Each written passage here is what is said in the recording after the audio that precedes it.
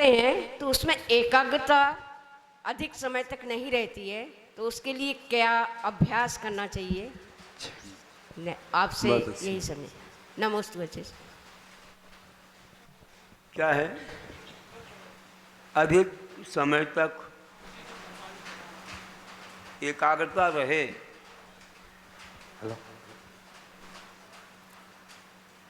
इसके लिए हमें तत्व चिंतन चाहिए,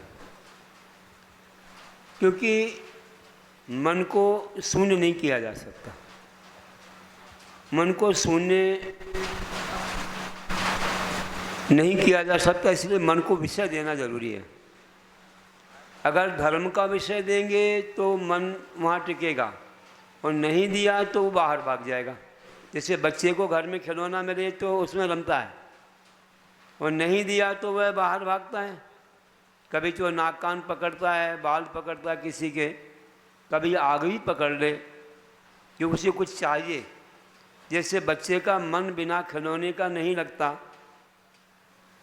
वैसे ही अपना मन बिना विषय के नहीं रहता।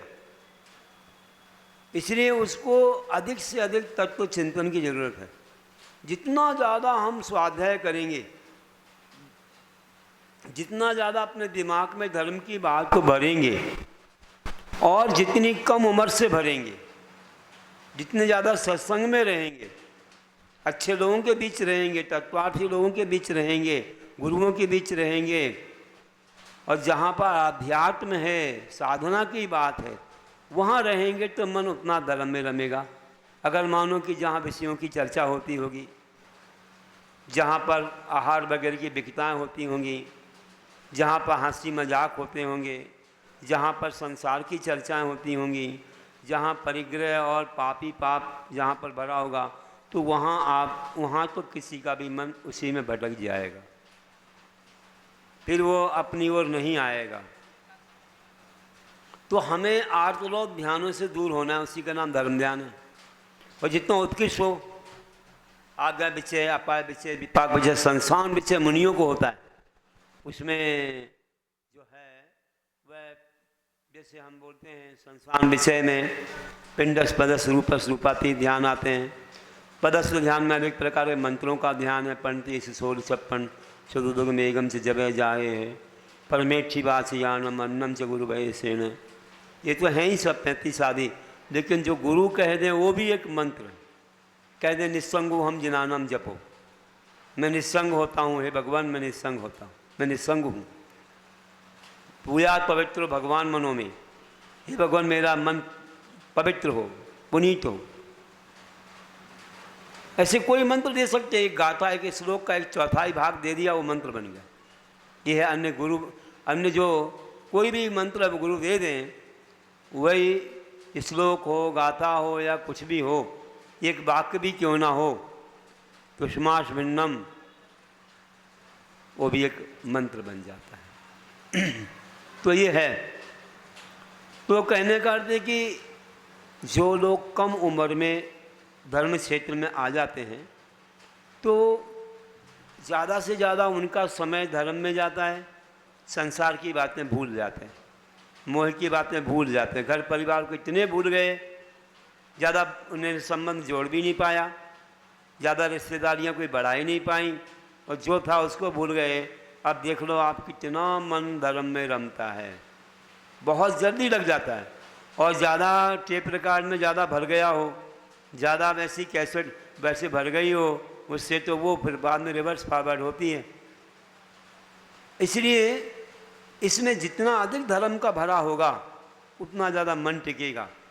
पहले अंग पूर्व के ज्ञानी होते थे, कितना विशाल ज्ञान था, जंगलों में बिना पुस्तक के मन रमा रहता था। आज अपन पढ़ते हैं, थोड़ी देर में भूल जाते हैं, वही चीज़ बार बार पढ़ते हैं, है ना। तो क्यों होता है ऐसा? क्योंकि अपना क्षम इतना नहीं है। हमें यह आलम्बन ना मिले तो हम लोगों का मन भटक जाए, तो जिनवानी का आलम्बन बार बार लेना, वही चीज़ बार बार पढ़ना। जैसे रोज़ पूजाएं पढ़ते हैं, रोज़ स्तोत्र पढ़ते हैं, वही चीज़ें पढ़ते हैं, वैसे ही हम बार बार ग्रंथों को पढ़ें। ये नहीं कि एक बार पढ़ लिया छोड़ दिया, बार बार पढ़ेंगे तो फिर वो आमना स्वाध्याय में आ जाएगा, याद होने लग जाएगा, अनुप्रेक्षाएँ चलेंगी फिर याद हो जाएगा। वासना, प्रक्षणा, अनुप्रेक्षा, आमनाय, धर्मोपदेश, ये सब चलेंगी क्रम क्रम से। हमको एक उसमें स्थिर बुद्धि हो जाएगी, धारणा बन जाएगी। तो बहुत देर तक ध्यान में क्या है कि मात्र आत्मा का चिंतन करना। आत्मा को हम लोग इस समय एकदम हस्तामलक नहीं देख सकते हैं कि हाथ पर आंवले रखने के समान।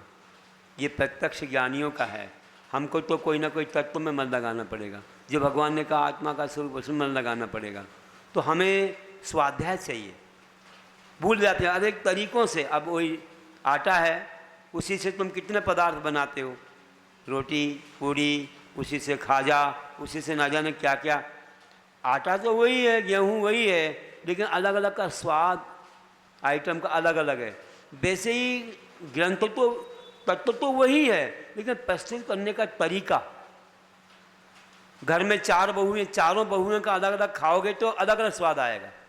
आचार्यों ने इतने अपने अपने रूप से लिखा है, उसको हम उनके तरीके से पढ़ेंगे तो हमारा मन विभिन्न रूप से रमेगा। उनके उदाहरण, उनकी शैली, उनका समझाना आदि सबसे मन स्थिर होता है। इसलिए ग्रंथों को पढ़ते रहो। हमारे आचार्य गुणवंत सूरी ने, गुणवंत आचार्य ने आत्मानुशासन में लिखा है कि एक बंदर उछल कूद मचाता है, पूरे बगीचे को खराब करता है। उसको एक वृक्ष पर बांध दिया तो बस उतना ही करेगा, ज़्यादा नहीं। अपना मन पूरे विश्व में भागता है। हम उसको शुद्ध ज्ञान के वृक्ष पर चढ़ा दें, उस पर बांध दें, तो हमारा वह नष्ट भ्रष्ट नहीं करेगा, जो बहुत सारा नुकसान कर रहा है वो नहीं करेगा, वो उसी में ही रमा रहेगा। इसलिए ज्ञान बहुत बड़ी चीज़ है।